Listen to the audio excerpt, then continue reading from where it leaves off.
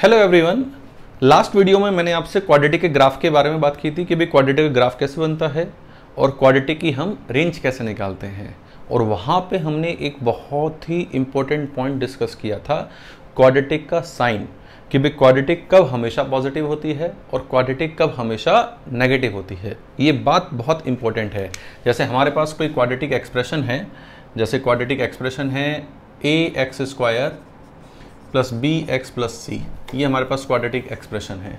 ठीक है, अगर a पॉजिटिव होता है और d नेगेटिव होता है, a पॉजिटिव और d नेगेटिव, तो ये क्वाड्रेटिक हमेशा कैसा होता है, x एक्सिस के ऊपर।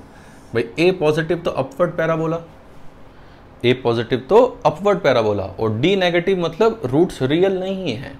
रूट्स रियल नहीं है मतलब रूट्स कैसे हैं, इमेजनरी, तो x एक्सिस को नहीं कट करेगा। अपवर्ड पैराबोला x एक्सिस को नहीं कट करने वाला, तो ग्राफ ये बन सकता है। इसका मतलब अगर a पॉजिटिव d नेगेटिव है तो ax² plus bx plus c greater than 0 है for x belongs to r। मतलब किसी भी x के लिए ये कैसा है, पॉजिटिव। किसी भी x के लिए कैसा है, पॉजिटिव। इसी तरह अगर a नेगेटिव होता है और d नेगेटिव होता है, a नेगेटिव होता है मतलब पैराबोला कैसा है, डाउनवर्ड, सही बात, और d नेगेटिव है मतलब x एक्सिस के नीचे ये ग्राफ होगा अपने पास।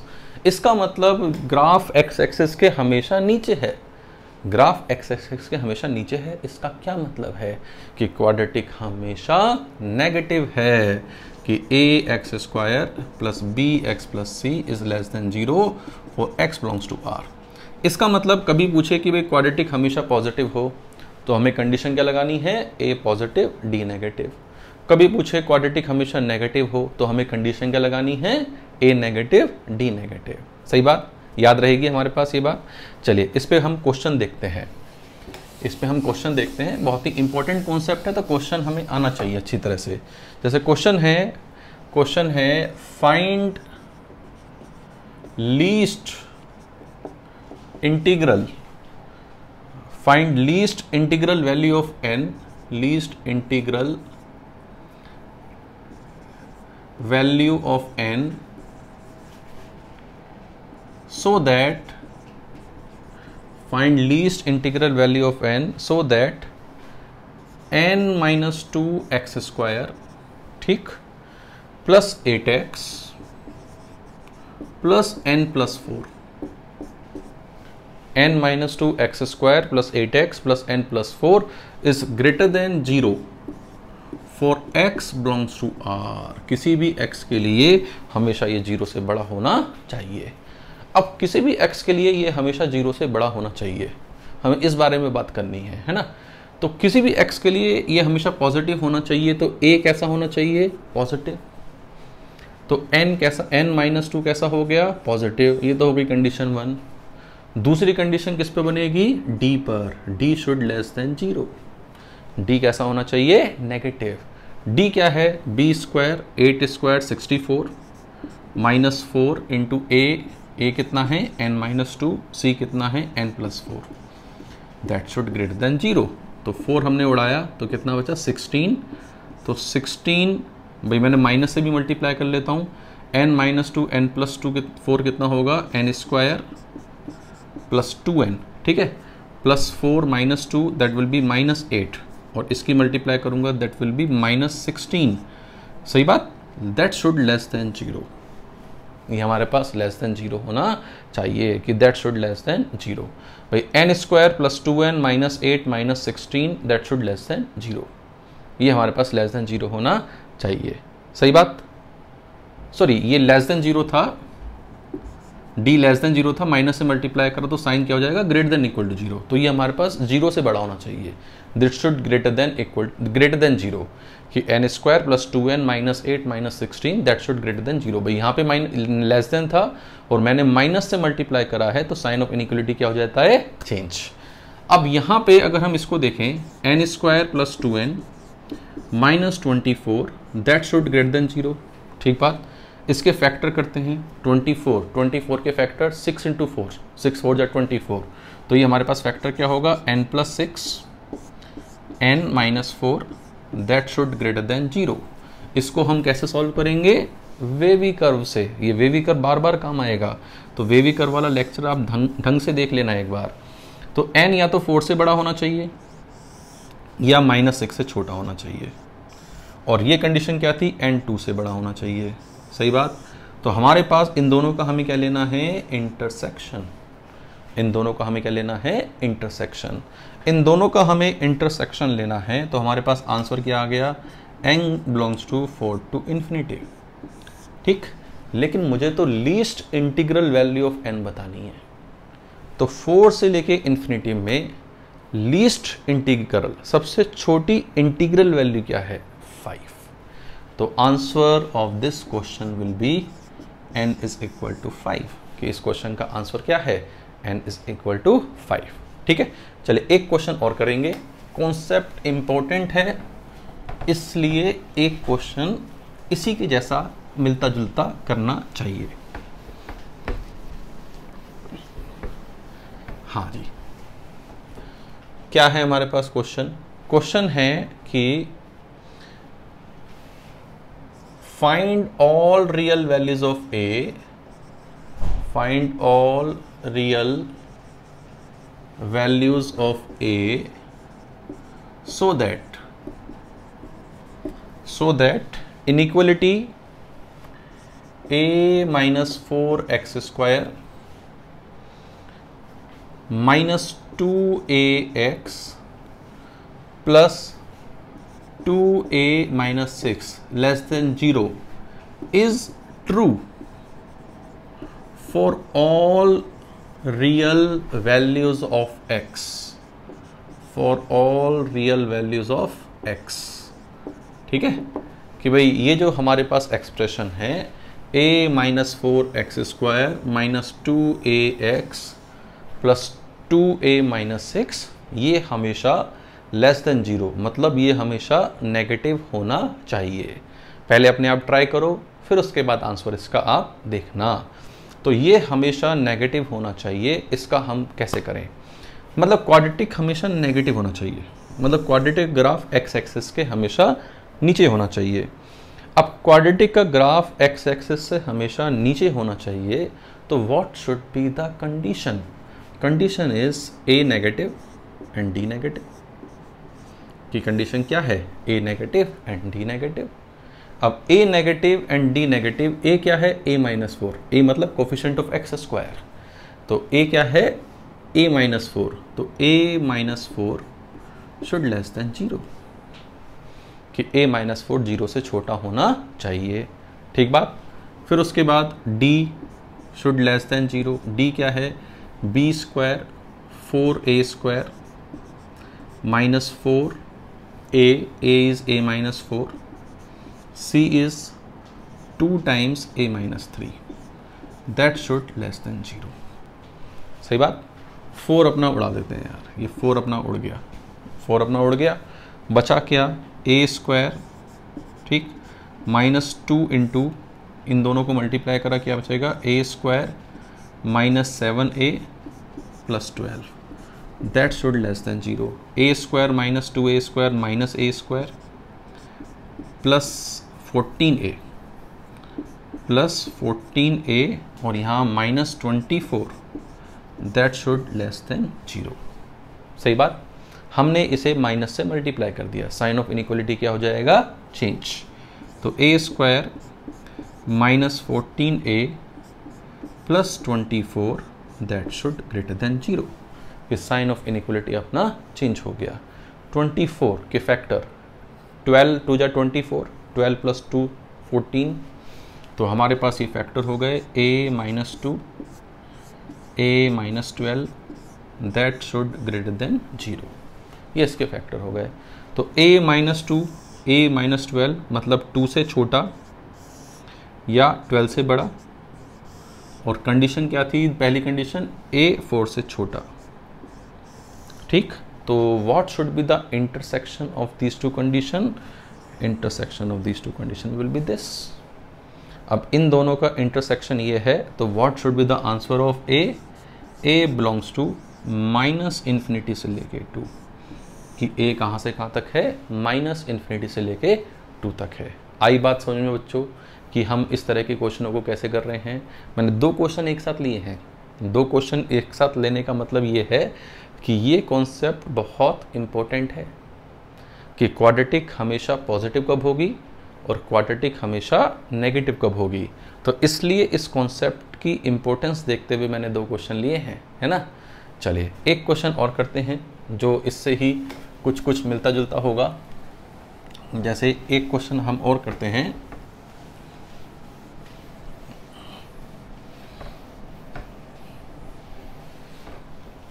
हाँ जी, एक क्वेश्चन हम और करते हैं। जैसे इफ इक्वेशन, लिखो question, if equation ax square plus bx plus c is equal to 0।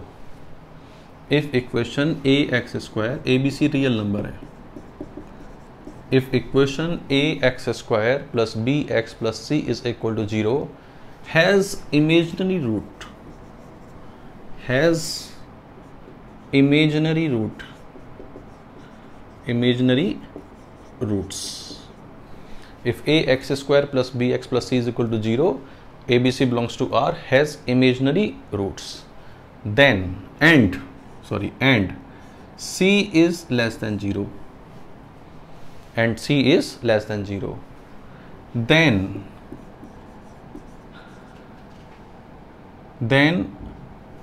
show that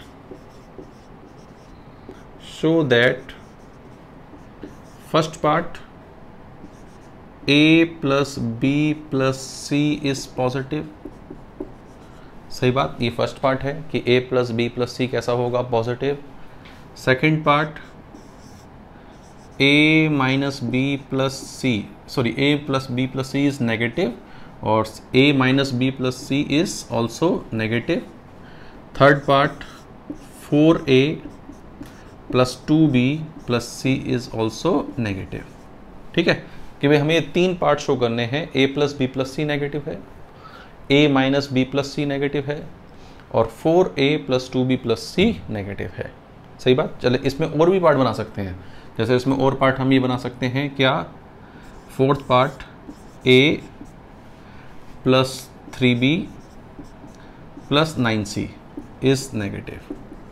मतलब मुझे 4 पार्ट करने हैं, इन चारों पार्ट का तरीका एक ही है। भाई भले ही 4 पार्ट हो लेकिन 4 पार्ट का तरीका एक ही है। तो थोड़ा सोचते हैं, इसे मल्टीपल चॉइस में पूछ सकते थे कि भाई this is negative, this is positive, this is negative, this is positive, और फिर पूछते which of the following is correct, है ना। तो इस तरीके से भी इस क्वेश्चन को पूछा जा सकता था। अब यहाँ पे इस इक्वेशन के रूट इमेजिनरी हैं।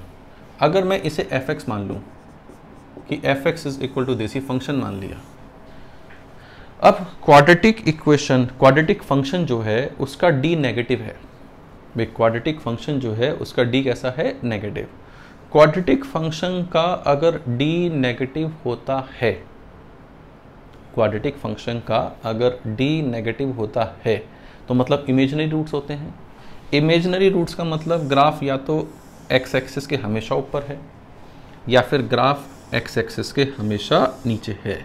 इसका मतलब fx या तो हमेशा पॉजिटिव है, fx या हमेशा नेगेटिव है। अब यहाँ पे ये केस है या ये केस है, इसको डिसाइड करने के लिए हमें दे रखा है c लेस देन 0। क्या दे रखा है, c लेस देन 0। अब देखो c less than 0, y axis इधर होगा, इसमें y एक्सिस इधर होगा, तो इसमें c कैसा आएगा, पॉजिटिव। मतलब f0 की अगर हम बात करें तो f0 इसमें कैसा है, पॉजिटिव, f0 इसमें कैसा है, नेगेटिव, और f0 क्या है, c, और c हमें कैसा दे रखा है, नेगेटिव। इसका मतलब बच्चों ये वाला केस रूल आउट हो गया, ये वाला केस नहीं होगा। क्वाड्रेटिक हमेशा x एक्सिस के नीचे है। मतलब fx is negative for all x belongs to r, कि fx किसी भी x के लिए हमेशा कैसा है, नेगेटिव। अब fx अगर नेगेटिव है किसी भी x के लिए, fx is negative for all x belongs to r, तो बच्चों ये क्या है, ये बताओ क्या है। अगर fx ये है तो ये क्या है, f1। तो fx किसी भी x के लिए नेगेटिव है तो क्या f1 भी नेगेटिव होगा, यस f1 भी नेगेटिव होगा। तो ये पहला पार्ट प्रूव हो गया, ये अपना पहला पार्ट प्रूव हो गया। ठीक, अगर हम ये देखें, ये क्या है, x की जगह क्या रखें, -1, तो f ऑफ -1 भी कैसा होगा, नेगेटिव होगा। सेकंड पार्ट भी प्रूव हो गया, 4a + 2b + c, 4a + 2b + c, ये क्या है, f ऑफ 2, f ऑफ 2 भी कैसा होगा, नेगेटिव होगा, तो ये पार्ट भी प्रूफ हो गया। सही बात। अब ये क्या है, a + 3b + 9c, अब a + 3b + 9c कैसे निकालें भाई, जैसे किसी भी x के लिए नेगेटिव है तो 1/3 के लिए भी नेगेटिव होगा, है ना, अरे होगा नहीं होगा, f ऑफ 1/3 भी कैसा होगा, नेगेटिव होगा। अब f ऑफ 1/3 होगा क्या, a/9 + b/3 + c, that should negative, 9 से मल्टीप्लाई कर लो तो a + 3b + 9c should less than 0। हाँ या ना, यस और नो। तो बच्चों ये क्वेश्चन आपको समझ में आया कि क्वेश्चन कैसा है, यस। चलिए एक क्वेश्चन हम और करते हैं, एक क्वेश्चन और करते हैं इसी कैटेगरी में, ग्राफ से, मतलब ये एक तरीके से ग्राफ रेंज वगैरह जो हम यूज़ कर रहे हैं ना, उस तरीके का क्वेश्चन है ये।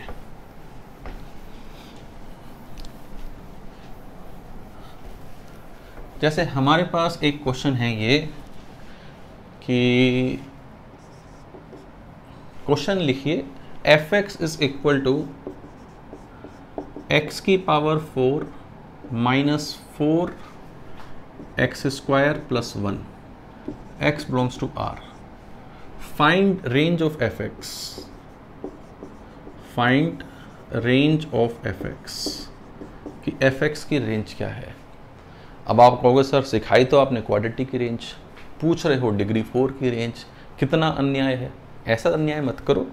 देखो इसकी रेंज निकालने के लिए हमें क्वाड्रेटिक की रेंज ही आनी चाहिए। ऐसा मैं क्यों बोल रहा हूँ, जैसे एक्स स्क्वायर को टी मान लिया आपने, तो ये क्या हो गया, टी स्क्वायर माइनस 4t + 1, सही। t क्या है, एक्स स्क्वायर t है, तो t greater than equal to 0 हो गया। मतलब ये एक तरीके से क्या है, स्यूडो क्वाड्रेटिक, ये एक तरीके से क्या है, स्यूडो क्वाड्रेटिक। अब स्यूडो क्वाड्रेटिक, इस क्वाड्रेटिक की रेंज निकालनी है t greater than equal to 0 के लिए। t greater than equal to 0 के लिए इस क्वाड्रेटिक की हमने रेंज निकाली तो उसकी रेंज आ जाएगी अपने पास। ये किस चीज का क्वेश्चन है, एक तरीके से स्यूडो क्वाड्रेटिक का, छदम द्विघातीय समीकरण, स्यूडो क्वाड्रेटिक छदम द्विघातीय समीकरण ही होती है। अब टी स्क्वायर माइनस 4t + 1, इसको हम क्या लिख सकते हैं, t - 2 का होल स्क्वायर -4 + 1 -3 हो जाएगा। सही बात। अब इसकी मुझे रेंज बतानी है कि इसकी रेंज क्या है। इसकी मिनिमम वैल्यू कब आएगी, जब t2 होगा।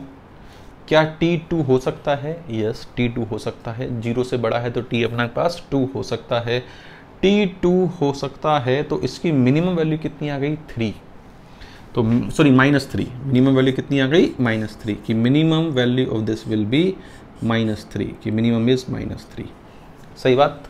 मैक्सिमम, ये मैक्सिमम होना चाहिए जी, मैक्सिमम क्या होगा, infinitive, infinity -3 is nothing but infinitive, तो मैक्सिमम वैल्यू कितनी है इसकी, इन्फिनिटिव, तो -3 से लेके इन्फिनिटिव।